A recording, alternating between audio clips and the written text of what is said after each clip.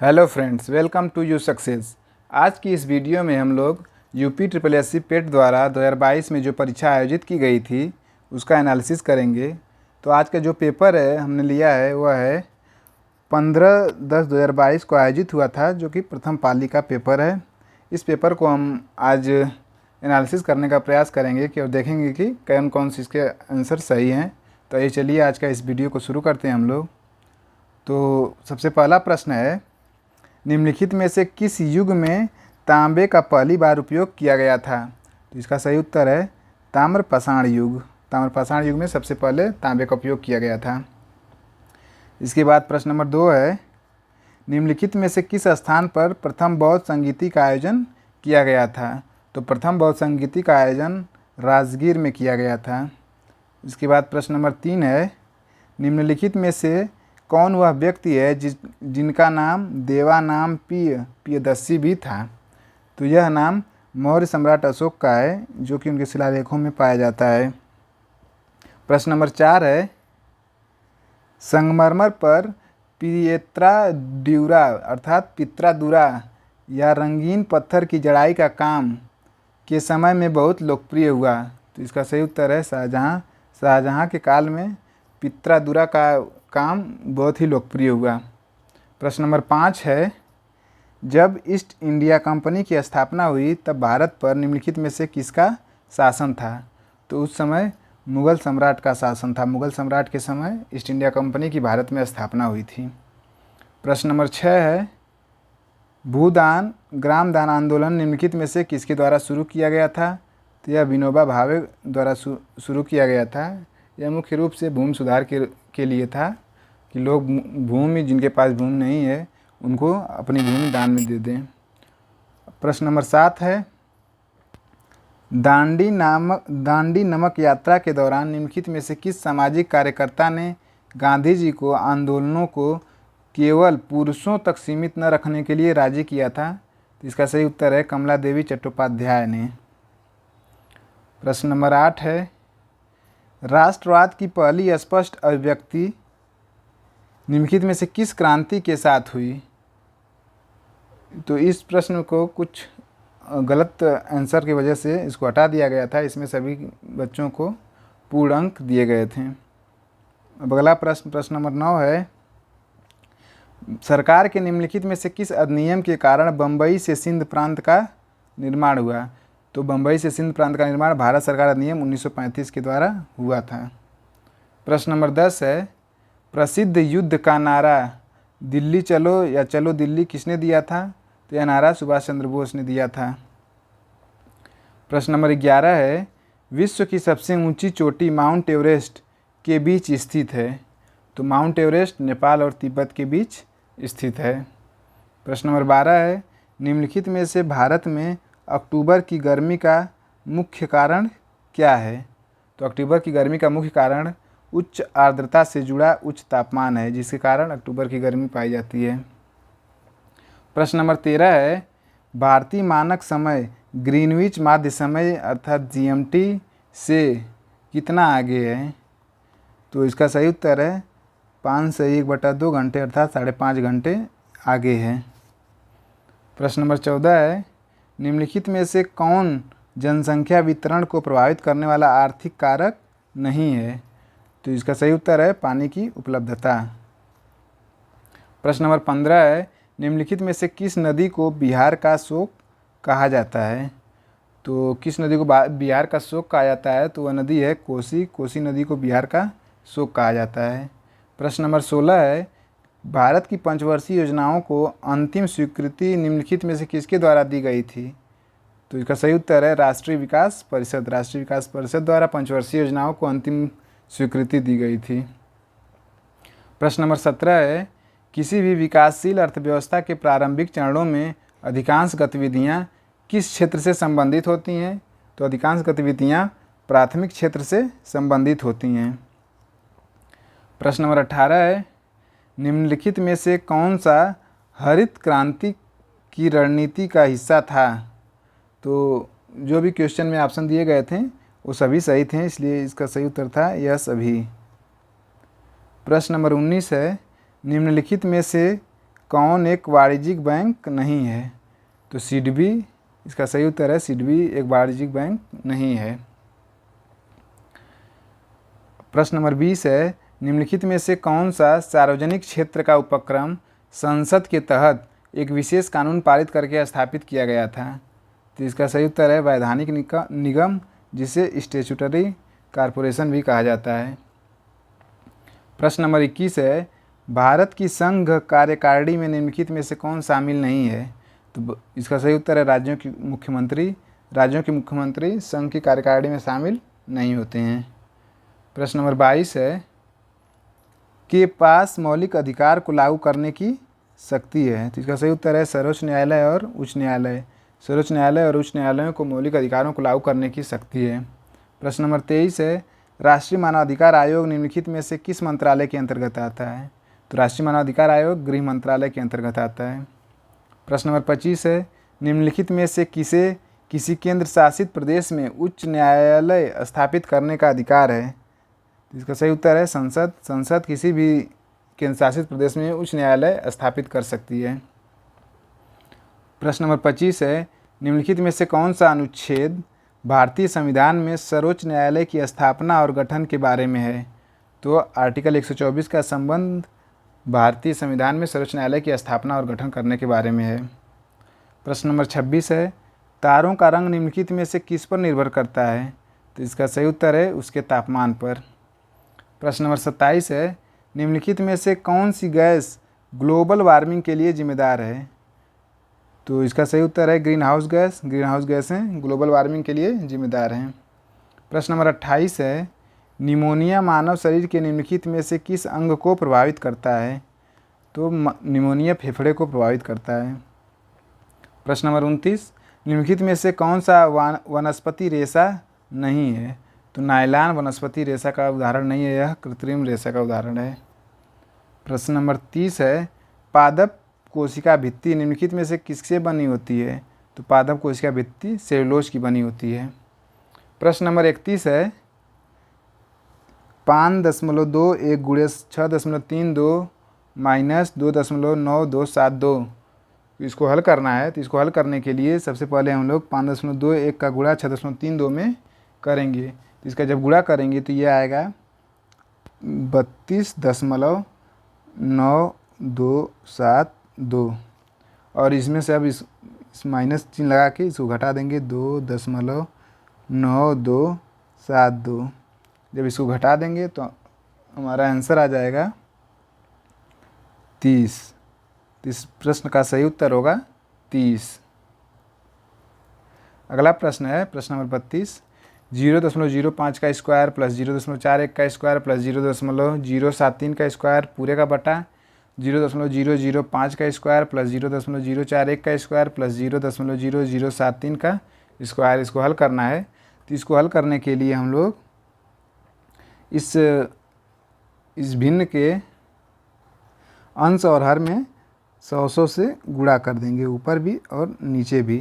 जब इसमें गुणा कर देंगे तो जब इस नीचे वाले 100 को इसके अंदर मल्टीप्लाई करेंगे तो ये हो जाएगा 0.05 का स्क्वायर प्लस 0.41 का स्क्वायर प्लस 0.073 का स्क्वायर और पूरे का बटा, इसमें पूरे में मल्टीप्लाई हुआ है 100 से। अब नीचे जब 100 से मल्टीप्लाई करेंगे और ये जब स्क्वायर के रूप में जाएगा तो 100 का ये 10 का मल्टीप्लाई हो जाएगा इसके अंदर। तो ये हो जाएगा 0.05 का स्क्वायर प्लस 0.41 का स्क्वायर प्लस 0.073 का स्क्वायर। तो ये अंश और हर दोनों बराबर हो जाएंगे तो ये टोटल पूरा कट जाएगा और बच जाएगा केवल 100। तो इसका सही उत्तर हो जाएगा 100।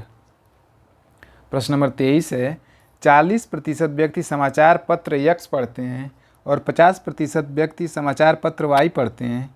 10% व्यक्ति दोनों समाचार पत्र पढ़ते हैं। कितने व्यक्ति दोनों में से कोई समाचार पत्र नहीं पढ़ते हैं? इस प्रश्न को हल करने के लिए हम लोग वेन डायग्राम का प्रयोग करेंगे। तो वेन डायग्राम बनाएंगे। समाचार पत्र X के लिए एक है, इसमें मान लीजिए X पढ़ते हैं, एक है वो समाचार पत्र वाई, इसमें वाई पढ़ते हैं। दिया है कि 10% व्यक्ति दोनों समाचार पत्र पढ़ते हैं, तो दोनों में 10 यहाँ पे आ जाएगा, यहाँ पे 10 आ जाएगा। और 40% व्यक्ति समाचार पत्र एक्स पढ़ते हैं, तो 10 यहाँ पे हो गए, तो बाकी 40 में से 10 निकल गए, तो यहाँ बच जाएँ 30। तो 30% केवल एक्स पढ़ते हैं। और 50% व्यक्ति समाचार पत्र वाई पढ़ते हैं, तो 50 में से 10 निकल जाएगा 40। तो 40% केवल वाई पढ़ते हैं। तो पूछ रहा है कितने व्यक्ति दोनों में से कोई समाचार पत्र नहीं पढ़ते हैं। तो टोटल समाचार पत्र पढ़ने वाले व्यक्ति हो जाएंगे 30 + 10 + 40, 30 + 10 + 40 बराबर 80% पढ़ते हैं। तो पूरा 80% पढ़ते हैं, तो कितने प्रतिशत नहीं पढ़ते हैं? 100 में से 80 घटा देंगे, तो ये आ जाएगा 20%। तो 20% व्यक्ति कोई भी समाचार पत्र नहीं पढ़ते हैं, तो इसका सही उत्तर हो जाएगा 20%। अब अगला प्रश्न है प्रश्न नंबर 34। 5 परिणामों का औसत 46 है और पहले 4 का 45 है, 5वां परिणाम है। तो 5 परिणामों का औसत दिया है 46, तो टोटल योग हो जाएगा इन सब 5 परिणामों का 5 × 46। ये जब मल्टीप्लाई करेंगे तो ये आ जाएगा 230। और दिया पहले 4 परिणामों का 45 है, तो पहले 4 का योग निकाल लेंगे, तो 4 × 45 ये हो जाएगा 180। पूछ रहा है कि 5वां परिणाम क्या है, तो टोटल 5 का 230 है और पहले 4 का 180 है। तो अगर 230 में से 180 घटा देंगे, तो ये जो 5वां परिणाम होगा वही होगा। तो 5वां परिणाम कौन सा हो जाएगा? 50। अब प्रश्न नंबर 35 है √29.8116 प्लस √77.44। इसको हल करेंगे। जब इसको हल करेंगे तो इसका वर्गमूल जब निकालेंगे तो ये आ जाएगा 5.46 प्लस 77.44 का वर्गमूल निकालेंगे तो ये आ जाएगा 8.8। जब इन दोनों का ऐड कर देंगे तो ये आ जाएगा 14.26। तो इसका आंसर हो जाएगा 14.26। अब प्रश्न नंबर 36 है महर्षि शब्द का संधि विच्छेद बताइए। तो महर्षि शब्द का संधि विच्छेद होगा महाधन ऋषि। प्रश्न नंबर 37 किस विकल्प में शब्द युग्म का अर्थ भेद सही नहीं है? तो अवलंब और अविलंब का जो शब्द अर्थ भेद है अधर और विलोकित, ये सही सुमेलित नहीं है। अगला प्रश्न है प्रश्न नंबर 38 किस विकल्प में सभी शब्द परस्पर पर्यायवाची हैं? तो इसका सही उत्तर है पार्वती, रुद्राणी, भवानी, ये सभी पार्वती का ही पर्यायवाची है। प्रश्न नंबर 39 है किस विकल्प में सही विलोम युग्म है? तो इसका है नूतन, पुरातन। तो नूतन का विलोम शब्द होता है पुरातन, इसलिए सही विकल्प है नूतन पुरातन। प्रश्न नंबर 40 है ख्याली पुलाव पकाना मुहावरे का अर्थ है। तो इस मुहावरे का अर्थ होता है असंभव बातों की कल्पना करना। अब प्रश्न नंबर 41 से 42 तक के लिए एक पैसेज पढ़ना है और उसका आंसर देना है। तो पैसेज है last week Caroline went on her first deep sea fishing trip off the coast of Catalina island. She had always enjoyed fishing when she was a child but had never gone fishing in the ocean. Her dad liked to fish very often.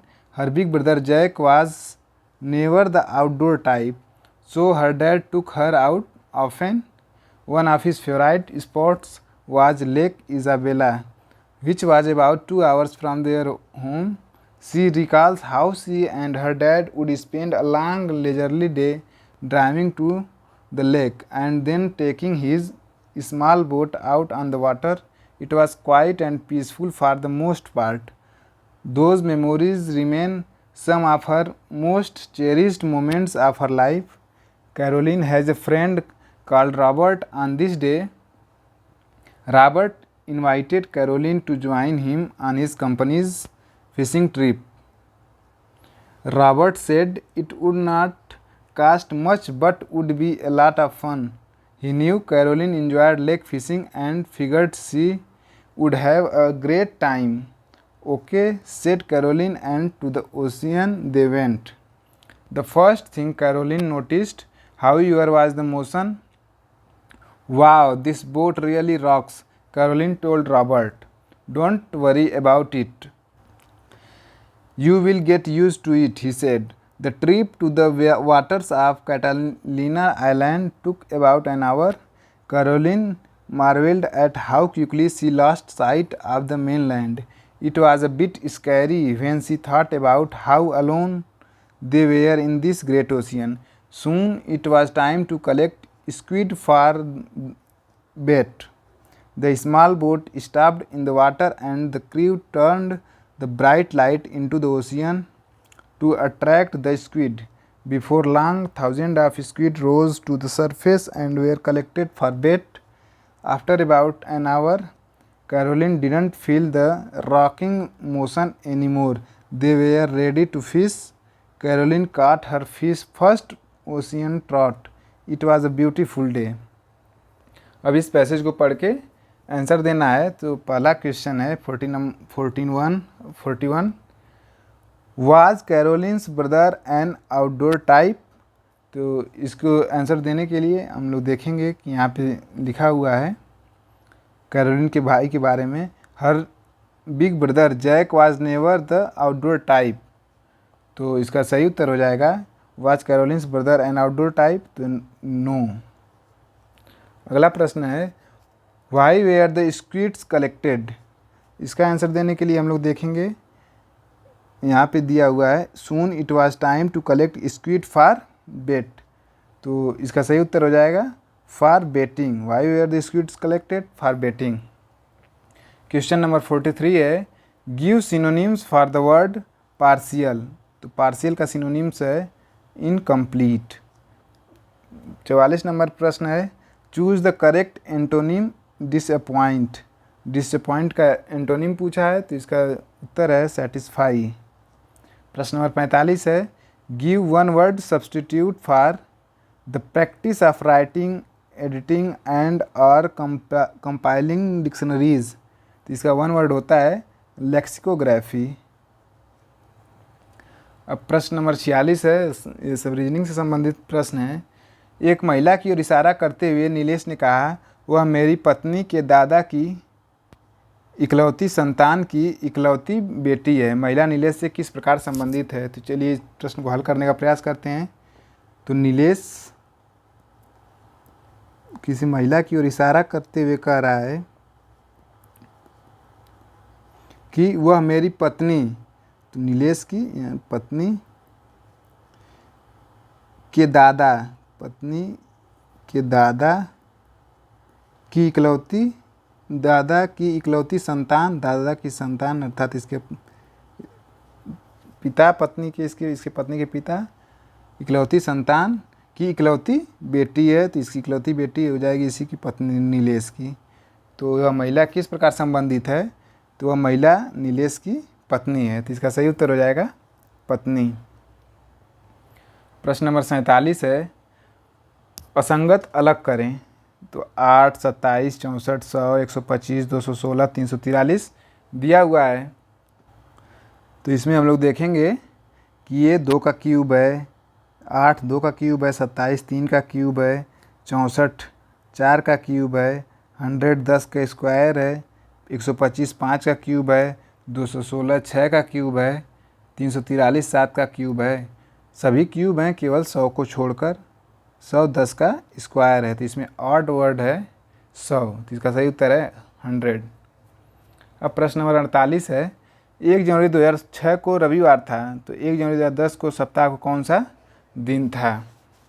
जब 1 जनवरी 2006 को रविवार है तो इसको calculation करने के लिए 2006 में एक दिन आड दिन होगा, फिर 2007 में एक दिन होगा, 2008 में चूँकि लीप ईयर 2008 तो ये 2 दिन होगा, और 2009 में एक दिन होगा, और 2010 का हमें निकालना ही है तो इसको नहीं ऐड करना है.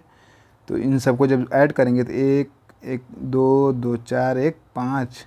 तो रविवार हमें पता है 1 जनवरी 2006 को +5 कि चूँकि 5 8 डे आ रहे हैं तो 5 इसमें ऐड करेंगे तो इसमें 5 ऐड जब करेंगे तो ये आ जाएगा शुक्रवार।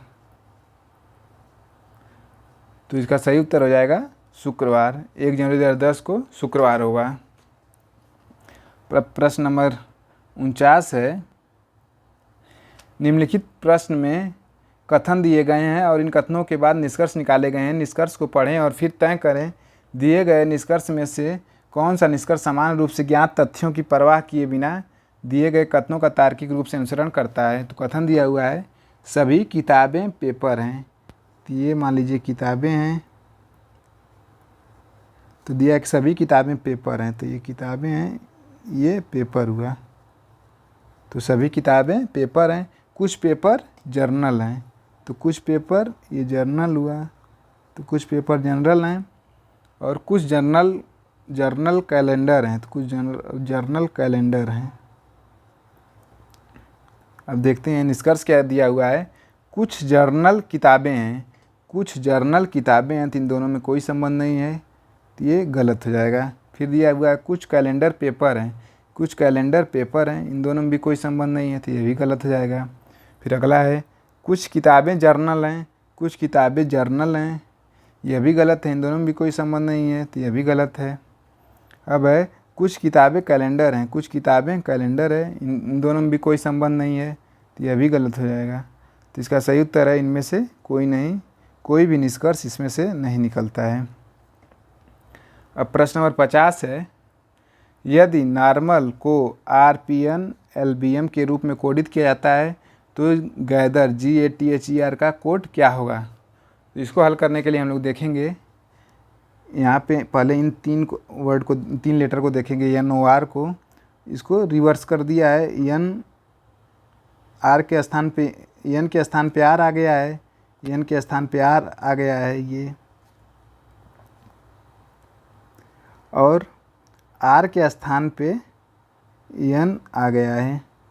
इन दोनों को आपस में इंटरचेंज कर दिया है और O में +1 कर दिया है, तो ये P हो गया है। इसी तरह लास्ट 3 लेटर को देखेंगे।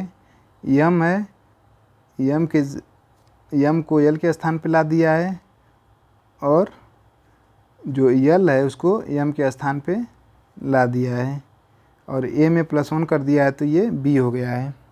इसी तरह जब गैदर को लिखेंगे हम लोग तो GAT को आपस में चेंज कर देंगे, G और T को, तो ये T हो जाएगा पहले, फिर A में +1 ऐड करेंगे तो B हो जाएगा और G है, G यहाँ पे आ जाएगा। इसी तरह HER तीनों को देखेंगे तो R आ जाएगा पहले, E के बाद F आ जाएगा और H आ जाएगा लास्ट में, तो ये सही उत्तर होगा TBGRFH। अब प्रश्न नंबर 51 है, निम्नलिखित में से किस देश के वैज्ञानिकों ने पहला कृत्रिम भ्रूण तैयार किया है। तो इसका सही उत्तर है इजराइल ने। प्रश्न नंबर 52 है, प्रधानमंत्री नरेंद्र मोदी ने निम्नलिखित में से किस राज्य में IIBX India international bullion exchange launch किया है। गुजरात में। प्रश्न नंबर 53 है, निम्नलिखित में से किस देश ने अगस्त 2022 में ताइवान के आसपास अपना अब तक का सबसे बड़ा सैन्य अभ्यास किया है। तो इसका सही उत्तर है चीन ने। प्रश्न नंबर 54 है, अगस्त 2022 में भारत की पहली अंडर वाटर मेट्रो का उद्घाटन निम्नलिखित में से किस शहर में किया गया। तो इसका सही उत्तर है कोलकाता में अंडर वाटर मेट्रो का उद्घाटन किया गया पहली। प्रश्न नंबर 55 है, भारतीय सेना ने जुलाई 2022 में नामक एक अखिल भारतीय उपग्रह संचार अभ्यास का आयोजन किया था। तो इसका क्या नाम था। इसका नाम था स्काई लाइट। प्रश्न नंबर 56 है, भारत के किन 2 शहरों के बीच आकाशा एयर की पहली उड़ान का उद्घाटन किया गया। तो यह है मुंबई से अहमदाबाद के बीच। प्रश्न नंबर 57 है, आज़ादी का अमृत महोत्सव के तहत बढ़े चलो अभियान निम्नलिखित में से किस केंद्रीय मंत्रालय द्वारा शुरू किया गया। तो बढ़े चलो अभियान संस्कृति मंत्रालय द्वारा शुरू किया गया था। प्रश्न नंबर 58 है, निम्नलिखित में से किस IIT ने भारतीय भाषा प्रौद्योगिकी को आगे बढ़ाने के लिए AI फॉर भारत में नीलेकड़ी केंद्र की शुरुआत की है। तो इसकी शुरुआत IIT मद्रास ने की है। प्रश्न नंबर 59 है, किस केंद्रीय मंत्री की अध्यक्षता में चंडीगढ़ में नशीली दवाओं की तस्करी और राष्ट्रीय सुरक्षा पर एक राष्ट्रीय सम्मेलन आयोजित किया गया। तो उस केंद्रीय मंत्री का नाम था अमित शाह। प्रश्न नंबर 60 है, निम्नलिखित में से कौन सा राज्य भारत में पहला हर घर जल प्रमाणित राज्य बन गया है? तो हर घर जल प्रमाणित राज्य बना है पहला गोवा। प्रश्न नंबर 61 है, निम्नलिखित में से कौन भारत का पड़ोसी देश नहीं है? तो यूएई भारत का पड़ोसी देश नहीं है। प्रश्न नंबर 62 है, निम्नलिखित में से हंगरी की राष्ट्रीय मुद्रा क्या है? तो इसका सही उत्तर है हंगेरियन फोरिंट। प्रश्न नंबर 63 है, स्वतंत्रता के बाद भाषा के आधार पर बने भारत के पहले राज्य का नाम बताइए। तो भाषा के आधार पर पहला राज्य जो बना था वह था आंध्र प्रदेश। प्रश्न नंबर 64 है, लोकसभा में पद धारण करने की न्यूनतम आयु है? तो 25 वर्ष। 25 वर्ष की आयु न्यूनतम है लोकसभा में सदस्यता लेने के लिए। प्रश्न नंबर 65 है, अंतर्राष्ट्रीय जैव विविधता दिवस किस तारीख को मनाया जाता है? तो अंतर्राष्ट्रीय जैव विविधता दिवस 22 मई को मनाया जाता है। प्रश्न नंबर 66 है, कौन सा विश्व का सबसे बड़ा नदी द्वीप है? तो माजुली द्वीप जो कि असम में विश्व का सबसे बड़ा नदी द्वीप है। प्रश्न नंबर 67 है, नौटंकी निम्नलिखित में से किस राज्य का लोक नृत्य है? तो नौटंकी उत्तर प्रदेश का लोक नृत्य है। प्रश्न नंबर 68 है, अंतर्राष्ट्रीय ओलंपिक समिति का मुख्यालय है? तो अंतर्राष्ट्रीय ओलंपिक समिति का मुख्यालय स्विट्जरलैंड में है। प्रश्न नंबर 69, निम्नलिखित में से किसने प्रसिद्ध पुस्तक पावर्स ऑफ द माइंड लिखी है? तो powers of the mind Swami Vivekananda ने लिखी है। प्रश्न नंबर 70 है, UNFCCC का अर्थ निम्नलिखित में से क्या है? तो United Nations framework convention on climate change. अब अगला प्रश्न है, निम्नलिखित अनुच्छेद को ध्यानपूर्वक पढ़कर पूछे गए प्रश्नों के उत्तर दीजिए। तो अनुच्छेद दिया हुआ है, ज्ञान राशि के संचित कोष को ही साहित्य कहा जाता है। साहित्य जहाँ समाज को प्रभावित करता है वहीं वह समाज से प्रभावित भी होता है। व्यक्ति समाज और साहित्य दोनों की रचना करता है। साहित्य से ही हमें अपने गौरवशाली इतिहास की जानकारी मिलती है। प्रत्येक युग का साहित्य अपने युग के प्रगतिशील विचारों द्वारा किसी न किसी रूप में अवश्य प्रभावित होता है। साहित्य हमारी कौतूहल एवं जिज्ञासा वृत्तियों और ज्ञान की पिपासा को तृप्त करता है।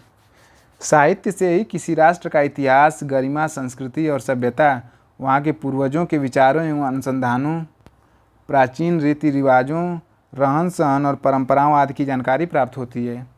किस काल में देश के किस भाग में कौन सी भाषा बोली जाती थी, उस समय की वेशभूषा क्या थी, रहन सहन कैसा था, सामाजिक और धार्मिक विचार कैसे थे, यह सब कुछ उस साहित्य के अध्ययन से ज्ञात होता है।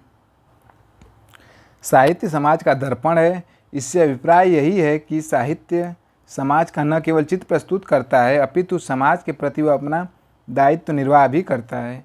समाज में फैली अनैतिकता, अराजकता, निरंकुशता जैसे अवांछनीय तत्वों के दुष्प्रभावों को साहित्य बड़े ही मर्मस्पर्शी रूप से हमारे समक्ष लाता है। हिंदी साहित्य की आदिकाल से लेकर आधुनिक काल तक रचित प्रायः सभी रचनाओं द्वारा तत्कालीन समाज की परिस्थिति, विचार व कार्य व्यापार की पूरी जानकारी प्राप्त होती है। यह भी सही है कि यदि साहित्य वास्तव में केवल समाज का दर्पण होता तो कवि या साहित्यकार समाज की विसंगतियों या विडंबनाओं पर प्रहार नहीं करता और उसे अपेक्षित दिशाबोध देने के लिए भी प्रयत्नशील नहीं रहता। समाज के प्रति साहित्यकार का दायित्व आशा का संचार करना, उत्साह व कर्तव्यबोध को दिशा देना आदि है। प्राचीन काल से लेकर आज तक के साहित्यकारों की यही गौरवशाली परंपरा रही है कि समाज की रूपरेखा को कल्याणकारी व सुखद मार्ग द्वारा प्रस्तुत करने से सत्साहित्य का रचनाकार कभी पीछे नहीं हटता है। साहित्य में वह शक्ति है जो तोप तथा तलवारों में भी नहीं होती। तो अब इसके आधार पर हम लोग प्रश्न देखेंगे क्या क्या दिया हुआ है। तो प्रश्न नंबर 71 है, साहित्य अपने दायित्व का निर्वाह किस प्रकार पूरा करता है? तो इसका सही उत्तर है दुष्प्रभावों को सामने लाकर। प्रश्न नंबर 72 है, साहित्य हमें किस तरह से पुरानी पीढ़ियों की जानकारी देता है? तो इसका सही उत्तर है राष्ट्र का इतिहास, गरिमा, संस्कृति, सभ्यता, पूर्वजों के विचार, अनुसंधान आदि तत्कालीन साहित्य द्वारा ही जाने जा सकते हैं। प्रश्न नंबर 73 है, साहित्य केवल समाज का दर्पण क्यों नहीं है? इसका उत्तर है क्योंकि साहित्य द्वारा समाज की विडंबनाओं और विसंगतियों पर प्रहार करके उसमें सुधार लाने की कोशिश की जाती है। प्रश्न नंबर 74 है, प्रस्तुत गद्यांश का सर्वाधिक उचित शीर्षक क्या हो सकता है? तो इसका सर्वाधिक उचित शीर्षक होगा साहित्य और समाज। प्रश्न नंबर 75 है, साहित्यकार समाज के प्रति अपने उद्देश्य को कैसे परिपूर्ण करता है? तो इसका उत्तर है, साहित्यकार समाज में अपनी कृतियों द्वारा आशा का संचार करता है और उत्साह एवं कर्तव्यवाद का संदेश देता है। अब निम्नलिखित अनुच्छेद को ध्यानपूर्वक पढ़कर पूछे गए प्रश्नों 76 से 80 के उत्तर देने हैं। तो अनुच्छेद दिया हुआ है, सत्य की आराधना भक्ति है और भक्ति सिर हथेली पर लेकर चलने का सौदा है, अथवा वह हरि का मार्ग है जिसमें कायरता की गुंजाइश नहीं है, जिसमें हार नाम की कोई चीज़ नहीं है ही नहीं। वह तो मर कर जीने का मंत्र है। सब बालक बड़े स्त्री पुरुष चलते फिरते उठते बैठते खाते पीते खेलते कूदते सारे काम करते हुए ये रटन लगाए रहें और ऐसा करते करते निर्दोष निद्रा लिया करें तो कितना अच्छा हो। यह सत्य रूपी परमेश्वर मेरे लिए रत्न चिंतामणि सिद्ध हुआ है, हम सभी के लिए वैसा ही सिद्ध हो। सत्य और अहिंसा का मार्ग जितना सीधा है उतना ही तंग भी अस्सी की धार पर चलने के समान है। नट जिस डोर पर सावधानी से नज़र रख कर चलता है, सत्य और अहिंसा की डोर उससे भी पतली है। जरा चूके की नीचे गिरे, पल पल साधना से ही उसके दर्शन होते हैं, लेकिन सत्य के संपूर्ण दर्शन तो इस देह से असंभव हैं। उसकी केवल कल्पना ही की जा सकती है। क्षण भंगुर देह द्वारा शाश्वत धर्म का साक्षात्कार संभव नहीं होता। अतः अंत में श्रद्धा के उपयोग की आवश्यकता तो रह ही जाती है। इसी से अहिंसा जिज्ञासु के पल्ले पड़ी। जिज्ञासु के सामने यह सवाल पैदा हुआ कि अपने मार्ग में आने वाले संकटों को सहे या उसके निमित्त जो नाश करना पड़े वह करता जाए और आगे बढ़े। उसने देखा कि नाश करते चलने पर वह आगे नहीं बढ़ता, दर का दर पर ही रह जाता है। संकट सहकर आगे तो बढ़ता है, लेकिन पहले ही नाश में उसने देखा कि जिस सत्य की उसे तलाश है वह बाहर नहीं है बल्कि भीतर है। इसलिए जैसे जैसे नाश करता जाता है वैसे वैसे वह पीछे रहता जाता है और सत्य दूर हटता जाता है। अब प्रश्न दिया हुआ है इस गद्यांश पे, प्रश्न नंबर 76 है, जिज्ञासु को सत्य व अहिंसा के पथ पर चलते समय संकटों का सामना कैसे करना चाहिए? तो इसका उत्तर है, संकटों को सहते हुए निमित्त नाश किए बिना आगे बढ़ना चाहिए। प्रश्न नंबर 77 है, सत्य और अहिंसा के मार्ग को अस्सी की धार पर चलने के समान क्यों बताया गया है? क्योंकि सत्य और अहिंसा का मार्ग जितना सीधा है उतना ही तंग है और इस मार्ग पर चलना अत्यंत कठिन है। प्रश्न नंबर 78 है, सत्य रूपी परमेश्वर की रत्न चिंतामणि को प्राप्त करने के लिए हम क्या कर सकते हैं? तो इस विकल्प में जितना भी दिया हुआ है वो सभी, इसका ऑप्शन ए सभी सही है। प्रश्न नंबर 79 है, गद्यांश में चिर अस्थायी शब्द का कौन सा विलोम शब्द प्रयुक्त हुआ है? तो चिर अस्थायी का जो क्षणभंगुर शब्द दिया हुआ है गद्यांश में वह चिर अस्थायी का विलोम शब्द है।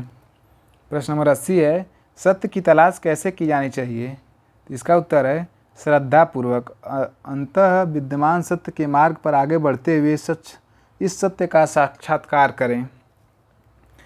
प्रश्न संख्या 81 से 85 के लिए निर्देश दिए हुए हैं। निम्नलिखित तालिका का अध्ययन करें और उस पर आधारित प्रश्नों के उत्तर दें। तालिका दी हुई है जिसमें दिए गए वर्षों में प्रति वर्ष कंपनी के व्यय लाख रुपए में दिए गए हैं। व्यय के मत दिए गए हैं कि कहाँ कहाँ व्यय हो रहा है, वेतन, ईंधन, परिवहन, बोनस, ऋणों पर ब्याज, कर, और अलग अलग वर्ष के दिए हुए हैं। 2011, 12, 13, 2014 और 15 के दिए हुए हैं। तो इस आधार पर प्रश्न पूछ रहा है, इस अवधि के दौरान कंपनी को प्रतिवर्ष ब्याज की औसत राशि कितनी चुकानी पड़ी? तो प्रश्न में ब्याज की औसत राशि पूछ रहा है, तो ब्याज कितनी चुकानी पड़ी? तो ब्याज, ऋणों पर ब्याज यही है, यही दे रहा है, तो प्रत्येक वर्ष का औसत पूछा है।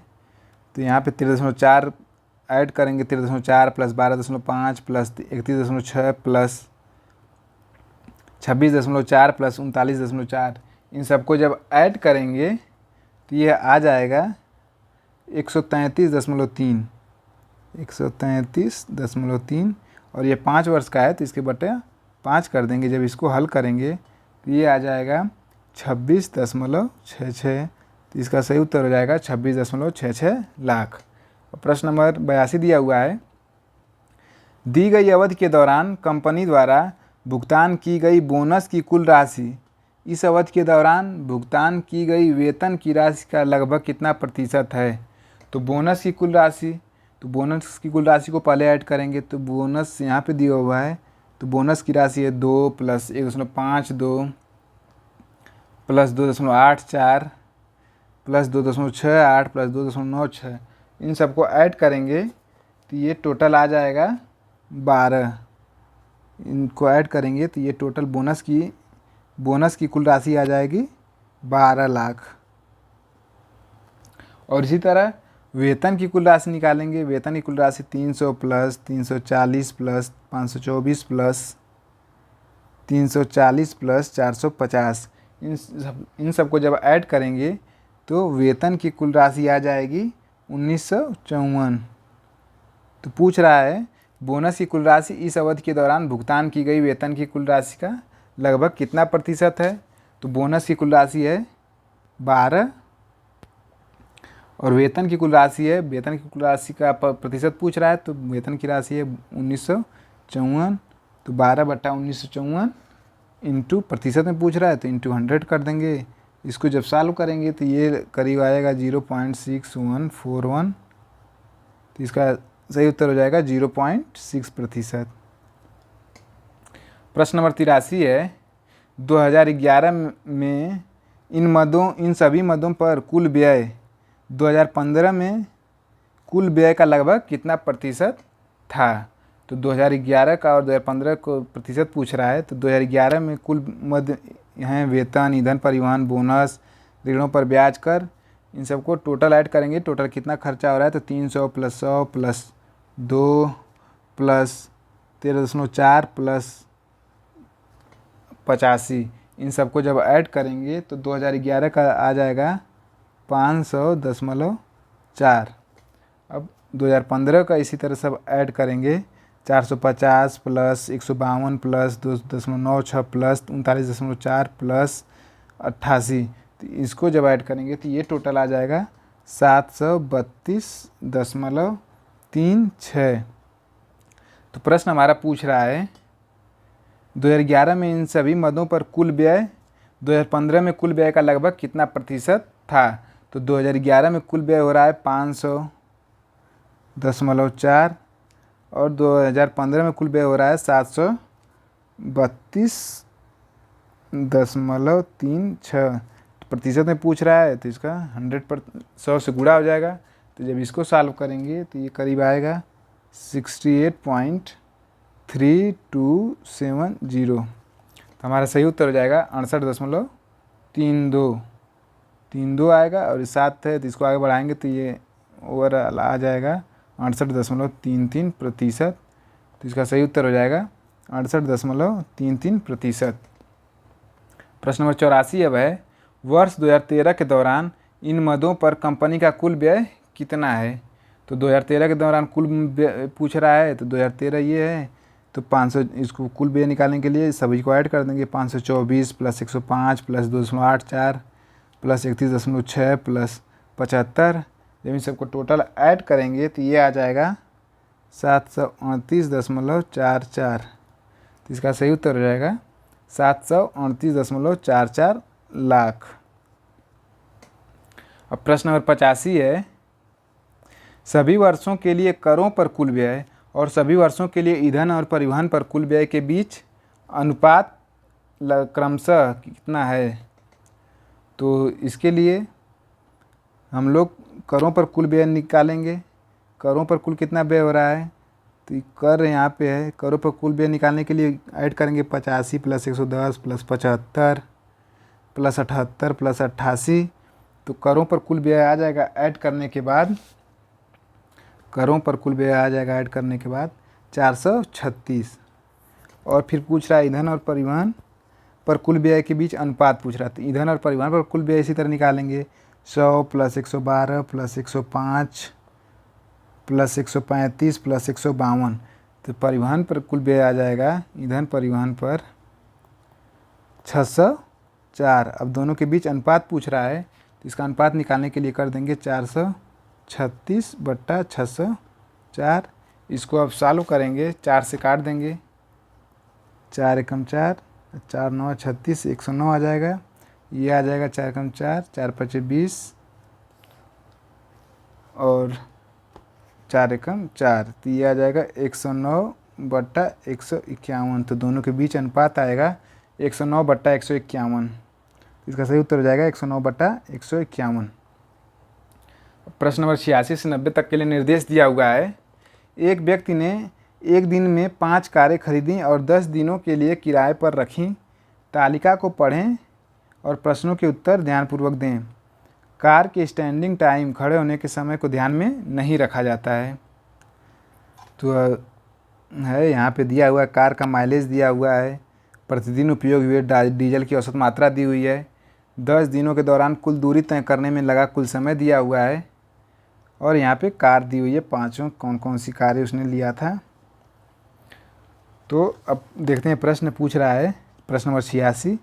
10 दिनों के दौरान अल्टो और टियागो की औसत गति का अनुपात क्या था। अल्टो और टियागो की औसत गति का अनुपात पूछ रहा है। तो इनकी गति निकालने के लिए हम लोग पहले अल्टो की गति जब निकालेंगे, तो अल्टो यहाँ पे दिया हुआ है। अल्टो का माइलेज दिया हुआ है कि 25 किलोमीटर 1 लीटर में चलती है, और यहाँ पे लिखा हुआ है प्रतिदिन उपयोग हुए डीजल की औसत मात्रा एक दिन में 10 लीटर पेट्रोल का यूज करती है, और टोटल है कि 10 दिनों के दौरान 10 दिन चलाना है उसको, तो एक दिन में 10 लीटर यूज करती है। तो 10 दिन में कितना यूज करेगी, 10 × 10 हो जाएगा 100 लीटर। तो 100 लीटर तेल का यूज कर रही है, और दे रहा है कि 25 किलोमीटर प्रति लीटर चल रही है। तो 100 लीटर में कितना चलेगी, तो 100 लीटर में ये चलेगी 25 × 100 बराबर 2500 किलोमीटर। तो कुल दूरी कितना तय कर रही है अल्टो, अल्टो की दूरी हो जाएगी 2500 किलोमीटर, और टोटल समय कितना, 10 दिनों के दौरान कुल दूरी तय करने में लगा कुल समय 50 घंटे। तो अल्टो को समय लग रहा है 50 घंटे और दूरी तय कर रही है 2500 किलोमीटर। तो इसमें यहाँ पे इसकी गति हो जाएगी या चाल हो जाएगी, औसत गति हो जाएगी कुल दूरी बटा कुल समय। तो कुल दूरी है 2500 किलोमीटर और कुल समय है 50 घंटे। तो इसकी गति आ गई 2500/50। इसी तरह टियागो की पूछ रहा है, तो टियागो का निकालेंगे इसी तरह। टियागो का देखेंगे 30 किलोमीटर प्रति लीटर चल रही है, और प्रतिदिन 12 लीटर यूज कर रही है डीजल का, और यह चल रही है टोटल 50 घंटे। तो 10 दिन चलाना है, तो 12 लीटर चल रही है, एक दिन में 12 लीटर का यूज कर रही है, तो 10 दिन में यूज करेगी 12 × 10 बराबर 120 लीटर।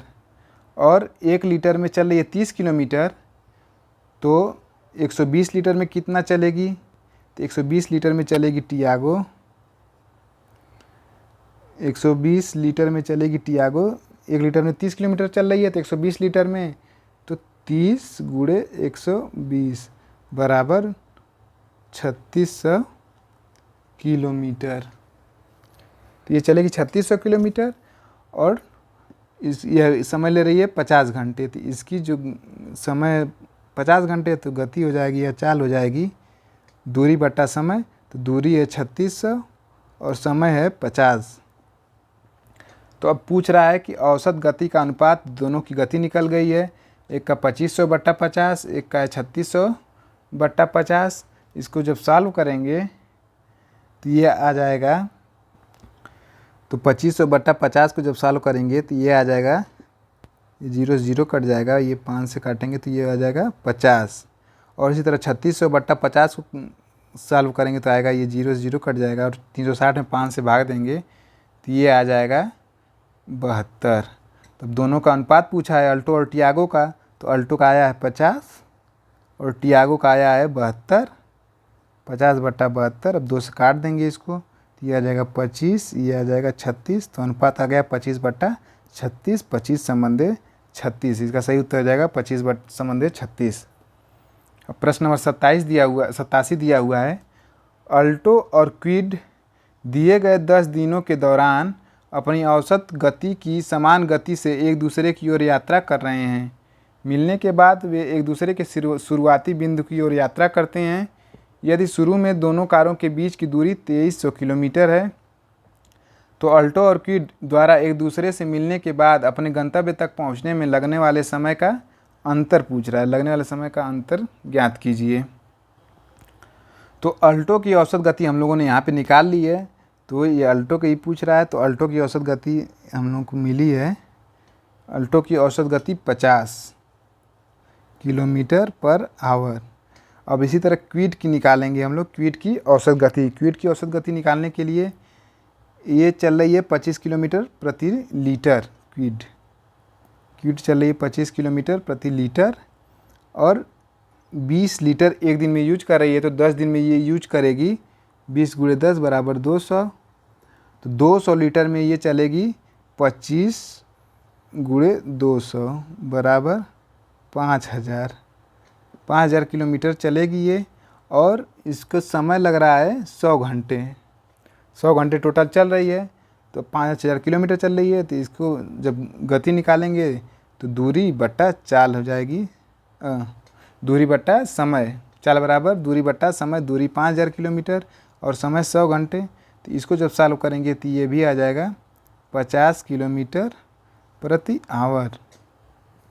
तब कह रहा है कि दोनों एक दूसरे की ओर चल रही हैं, अल्टो और क्विड, और दोनों के बीच की दूरी 2300 किलोमीटर दिया हुआ है। इधर से मान लीजिए अल्टो चल रही है और इधर से अल्टो इधर चल रही है और यहाँ से क्विड इधर चल रही है। दोनों के बीच 2300 किलोमीटर है। तो चूँकि दोनों की गति समान है तो ये दोनों आके बीच में ही मिलेंगी। तो ये हो जाएगा 1150 पे मिलेंगी आके। फिर क्विड इधर चली जाएगी और क्विड और अल्टो इधर चलती चली जाएगी। तो दोनों को यहाँ से यहाँ तक चलने में और इसको अल्टो को यहाँ से यहाँ तक जाने में और क्विड को यहाँ से यहाँ तक जाने में उतना ही समय लगेगा, क्योंकि दोनों की चाल बराबर है।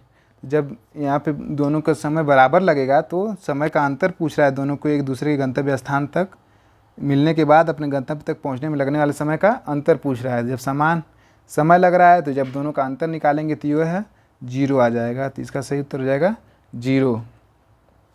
अब अगला प्रश्न है प्रश्न नंबर 88।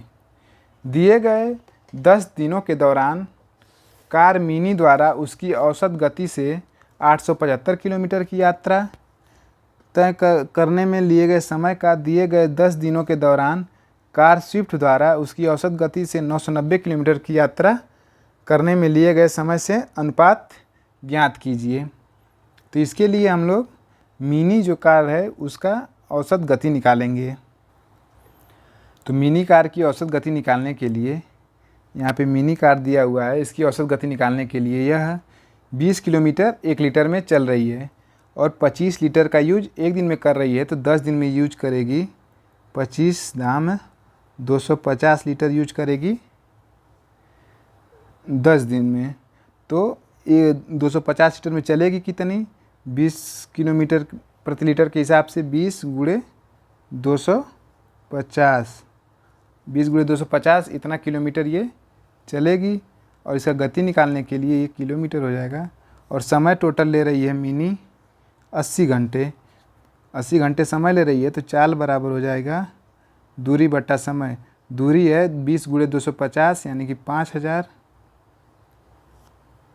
बट्टा 5000 बट्टा और समय है 80। तो ये इसकी चाल हो जा रही है 5000 बट्टा 80। ये मिनी की चाल हो जा रही है। इसके बाद है मिनी के बाद स्विफ्ट की पूछ रहा है। तो स्विफ्ट के इसी तरह निकालेंगे चाल। स्विफ्ट है 10 एक दिन में 10 लीटर का यूज कर रही है। तो 10 दिन में यूज करेगी 10 × 10 हो जाएगा। 10 में 10 का मल्टीप्लाई करेंगे तो 100 आ जाएगा। 100 लीटर यूज करेगी और 22 किलोमीटर प्रति लीटर चल रही है। तो 100 लीटर में कितना चलेगी, स्विफ्ट हो जाएगी स्विफ्ट का 22 × 100, 2200 किलोमीटर चलेगी और ये समय ले रही है 55 घंटे। तो इसकी चाल हो जाएगी 22 × 100 यानी कि 2200 किलोमीटर बट्टा समय हो जाएगा 55 घंटे। ये इसका स्विफ्ट का चाल आ गया। तो हमारे पास हो गया मिनी की जो चाल है ये आ गई हमारे पास 5000 बट्टा 80 और स्विफ्ट की जो चाल आई है वह आई है 2200 बट्टा 55। अब दिया हुआ आपको कह रहा है कि मिनी द्वारा उसकी औसत गति से 875 किलोमीटर की यात्रा करनी है। तो मिनी की औसत गति हमारे पास इतना आ गई है, तो अब 875 किलोमीटर की यात्रा करनी है, तो इसका जिसमें 875 किलोमीटर की यात्रा तय करने में लगा समय बराबर होता है दूरी बटा चाल। तो दूरी है 875 किलोमीटर बटा चाल है 5000 इंटू 80। इसी तरह स्विफ्ट का जो समय लगेगा इसको निकालना है। इसको चलना है औसत गति से 990 किलोमीटर। तो 990 किलोमीटर समय बराबर दूरी बटा चाल। तो दूरी है 990 किलोमीटर और चाल है 2200 बटा 55। 2200 बटा 55, ये 5000 बटा 80 है। अब दोनों का अनुपात निकालना है। जब दोनों का अनुपात निकालेंगे तो इसमें जब भाग देंगे तो ये ऊपर चला जाएगा और ये ऊपर चला जाएगा। तो दोनों का अनुपात इस तरह निकल जाएगा। यहाँ पे 875 गुणे ये 80 ऊपर चला गया, 875 80 गुणे 80 बट्टा ये 5000 हो जाएगा। 5000 अब पूरे का बट्टा हो जाएगा 990 गुणे ये 55 ऊपर चला जाएगा और पूरे का बट्टा 2200 हो जाएगा। अब इसको जब सॉल्व करेंगे तो ये आएगा 875 गुणे 80 बट्टा 5000 गुणे और ये ऊपर चला जाएगा 2200, ये आ जाएगा 2200 बट्टा 990 गुणे 55। इसको अब सॉल्व करेंगे। इसको सॉल्व करने के लिए ये 2 जीरो से ये 2 जीरो कट गया, 1 जीरो से ये 1 जीरो कट गया। अब इसको काट देंगे हम लोग। 11 से 11 दूना 22, 11 नवा 99।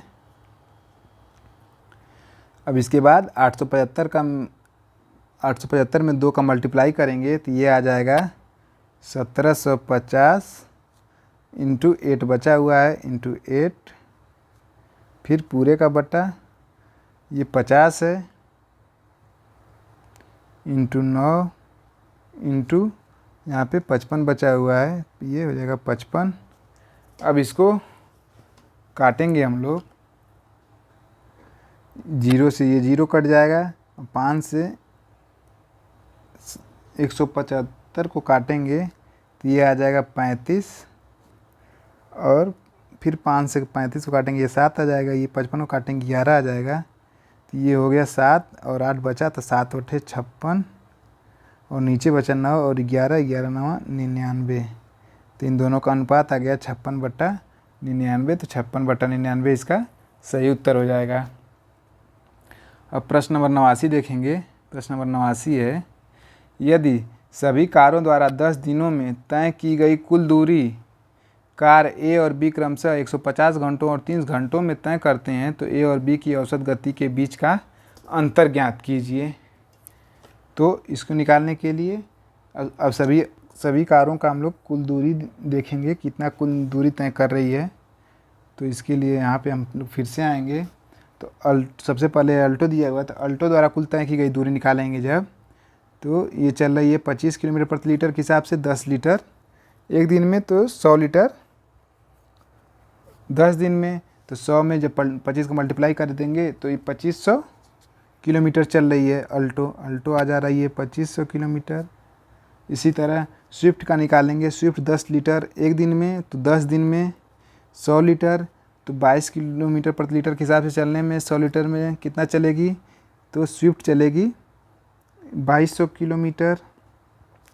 इस तरह ये एक दिन में 12 लीटर, तो 10 दिन में 120 लीटर और 30 किलोमीटर प्रति लीटर के हिसाब से ये चलेगी 3600 किलोमीटर।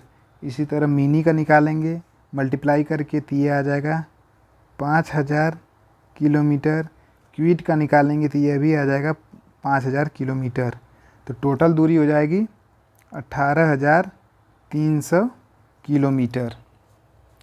तो हमारे पास कुल दूरी हो गई 18300 किलोमीटर। अब दे रहा है कि तय की गई 10 दिनों में जो इनकी सभी कारों द्वारा 10 दिनों में जो तय की गई कुल दूरी है वो 18300 किलोमीटर चल रहे हैं। तो दे रहा है कि ए द्वारा उसे 150 घंटे में और बी द्वारा 300 घंटों में तय किया जाता है, तो दोनों की औसत गति के बीच अंतर बताना है। तो ए द्वारा जब ए की औसत गति इसके हिसाब से निकालेंगे तो गति बराबर हो जाएगा दूरी है 18,300 और ए द्वारा समय लग रहा है 150 घंटे। तो इसको जब हल करेंगे तो इसकी गति आ जाएगी 122 किलोमीटर प्रति आवर। ये आ गई ए की। इसी तरह बी की निकालेंगे तो बी भी चल रहा है 18,300 किलोमीटर और 300 घंटे में इसे समय लग रहा है, तो ये हो गया 300, ये 150 किलोमीटर है। तो इसको जब हल करेंगे तो ये आ जाएगा 61 किलोमीटर प्रति आवर। तो 61 किलोमीटर प्रति आवर आ गया। तो पूछ रहा है कि ए और बी की औसत गति के बीच अंतर, तो अंतर निकालेंगे ए और बी के बीच, तो इसके लिए 122 में से 61 को घटा देंगे, 122 माइनस 61, तो ये आ जाएगा 61 किलोमीटर पर आवर। तो इसका सही उत्तर हो जाएगा 61 किलोमीटर पर आवर। अब अगला प्रश्न है प्रश्न नंबर 90। 10 दिनों के दौरान टियागो और मिनी द्वारा तय की गई कुल दूरी का अनुपात कितना था? कुल दूरी का अनुपात पूछ रहा है, टियागो और मिनी द्वारा तय की गई। तो हम लोग देखेंगे टियागो द्वारा तय की गई कितना दूरी है। टियागो द्वारा तय की गई कुल दूरी हम लोग निकाले थे 3600 किलोमीटर और मिनी द्वारा टोटल कितनी दूरी तय की गई वो है 5000 किलोमीटर। हम लोग निकालें, दोनों का अनुपात पूछ रहा है, तो इसके अनुपात निकालने के लिए हम लोग कर देंगे 3600, टियागो द्वारा 3600 और मिनी द्वारा 5000। तो 3600 बट्टा 5000 करेंगे तो इसको सॉल्व जब करेंगे तो ये 2 जीरो से ये 2 जीरो कट जाएगा। अब 2 से भाग देंगे तो ये 18, ये 25, तो अनुपात आ गया 18/25। तो अनुपात हो जाएगा 18/25। तो 18/25 सही उत्तर हो जाएगा। अब अगला है प्रश्न संख्या 91 से 95 तक के लिए निर्देश दिया हुआ है। निम्न रेखा आलेख का अध्ययन करें जो 2001 से 2006 तक 6 वर्षों के दौरान प्रत्येक वर्ष की शुरुआत में कंपनी में शामिल होने और कंपनी छोड़ने वाले कर्मचारियों की संख्या दर्शाता है। वर्ष 2000 के दौरान न तो कोई कर्मचारी कंपनी में शामिल हुआ और न ही कंपनी छोड़कर गया है। और 2000 में कर्मचारियों की प्रारंभिक संख्या दी हुई है 5000। उसके बाद अलग अलग वर्षों में कितने कर्मचारी आए और कितने गए उन्हीं का संख्या दी हुई है। तो ये जो लाइन है ये वाली,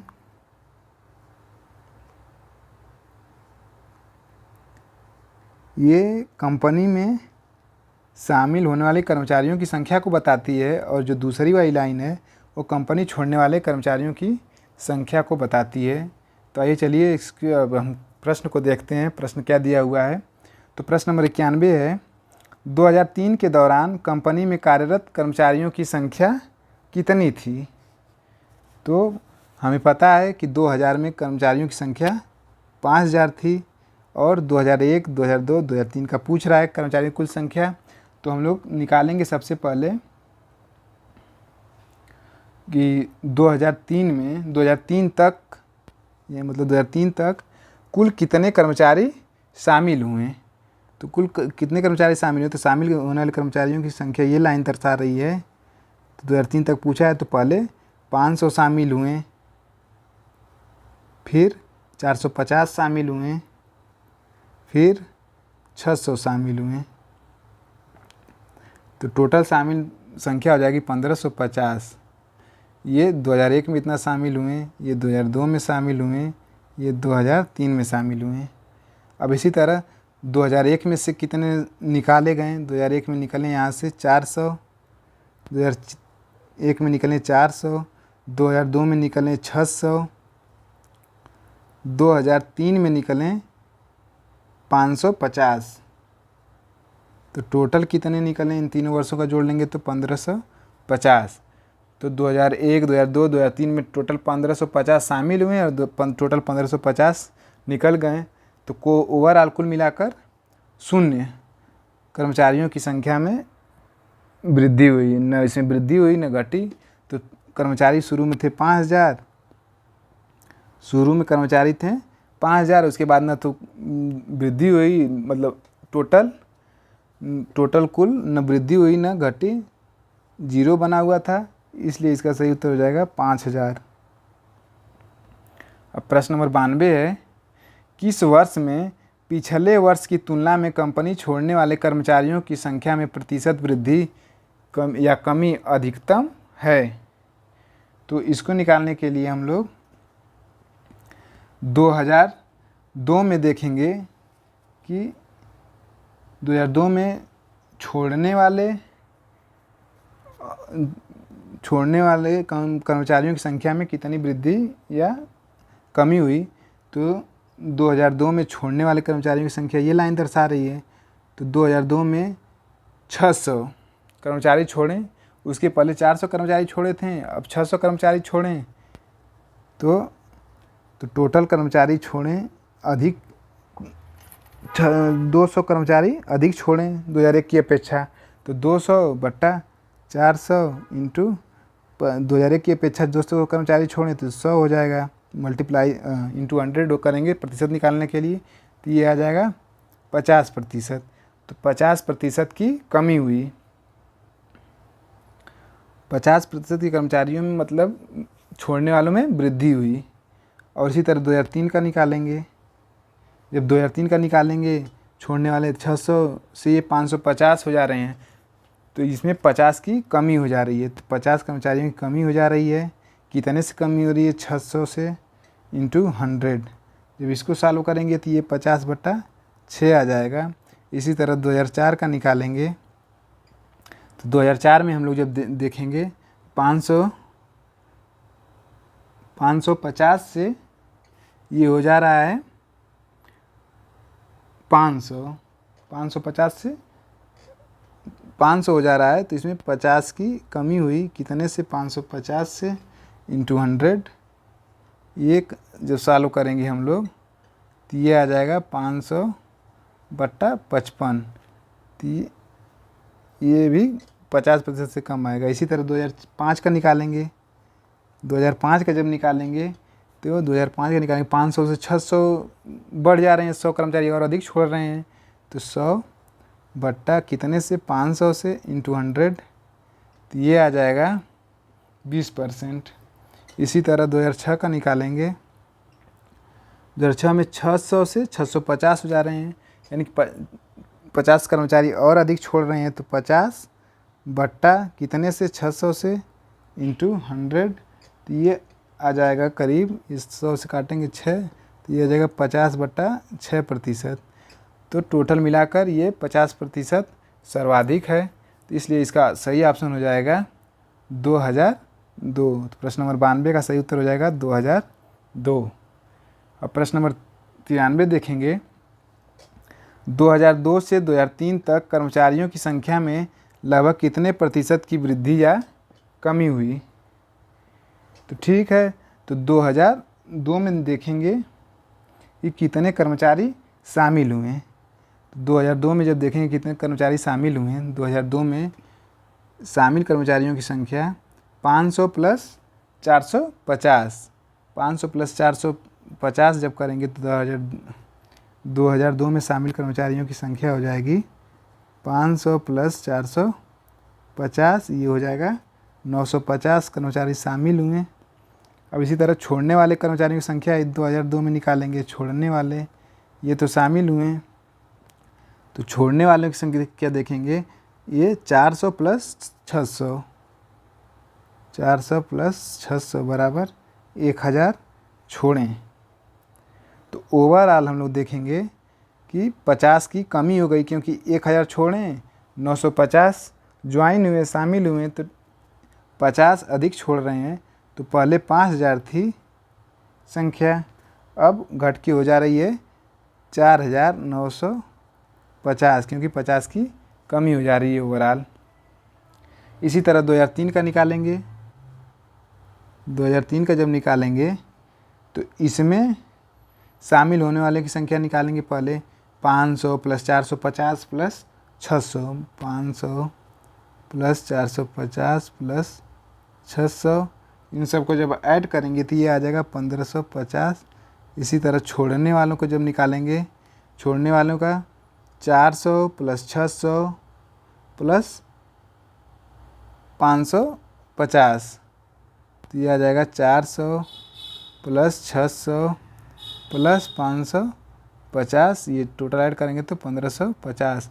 तो इसमें टोटल जितने शामिल हुए उतना ही छोड़ के गए, तो इसमें जीरो का ओवरऑल जीरो का अंतर हुआ। तो यहाँ और शुरू में थे 5000, तो इसमें कर्मचारियों की संख्या कितनी बनी हुई है 2003 में 5000।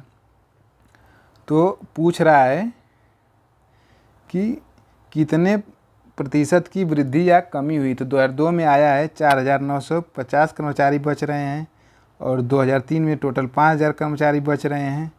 तो कमी वृद्धि कितने की हो जा रही है 2002 से 2003 में 50 की वृद्धि हो जा रही है। कितने से वृद्धि हो रही है 4950 से वृद्धि हो रही है। तो और इसको परसेंटेज में पूछा है तो 100 का मल्टीप्लाई कर देंगे। जब इसको सॉल्व हम लोग करेंगे तो ये आ जाएगा 1%। ये मान करीब आएगा हमारा 1.010101 करके आएगा।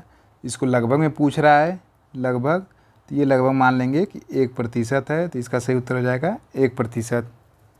अब प्रश्न नंबर 94 को देखेंगे। प्रश्न नंबर 94 दिया हुआ है 2003 में कंपनी में काम करने वाले कर्मचारियों की संख्या 2006 में कंपनी में काम करने वाले कर्मचारियों की संख्या का लगभग कितने प्रतिशत थी। तो 2003 में हम लोग अभी भी निकाले हैं कि 5000 थी।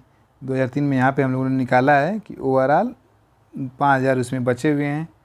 तो 2003 में कर्मचारियों की संख्या 5000 है और 2006 में निकालेंगे हम लोग कर्मचारियों की संख्या। तो 2006 में जब निकालेंगे हम लोग, ये 2006 दिया हुआ है, 2006 में निकालेंगे। पहले शामिल होने वाले कर्मचारियों की संख्या निकालेंगे। तो इसमें शामिल हो रहे हैं 500, 450, 600, 700, 550 और 700, इतने टोटल शामिल हो रहे हैं। जब इन सबको ऐड करेंगे तो ये करीब 2006 में शामिल लोगों की संख्या आ जाएगी 3500। और इसी तरह छोड़ने वालों की संख्या निकालेंगे तो छोड़ने वाली की संख्या हो जाएगी 400, 600, 550, 500, फिर 600, फिर 650। जब इन सबको ऐड करेंगे हम लोग तो ये आ जाएगा, ये शामिल हो गए 2006 में शामिल इतने में 3500 और छोड़े टोटल 3300। उन सबको जब ऐड करेंगे तो ये 3300 छोड़ने वाले कर्मचारी आ जाएंगे। तो हम लोग देखेंगे कि इसमें वृद्धि कितने की हो रही है। वृद्धि 200 की हो रही है ओवरऑल। 3500 छोड़ रहे हैं और 3500 शामिल हो रहे हैं, 3300 छोड़ रहे हैं, तो ओवरऑल 200 की वृद्धि हो रही है। तो अब 2006 में कर्मचारियों की संख्या हो जा रही है 5000 से पहले थे, अब 2006 में हो जाएगी 200 वृद्धि के साथ 5200। अब पूछ रहा है कि 2023 में कंपनी में काम करने वाले कर्मचारियों की संख्या 2006 में कंपनी में काम करने वाले कर्मचारियों की संख्या का लगभग कितने प्रतिशत है।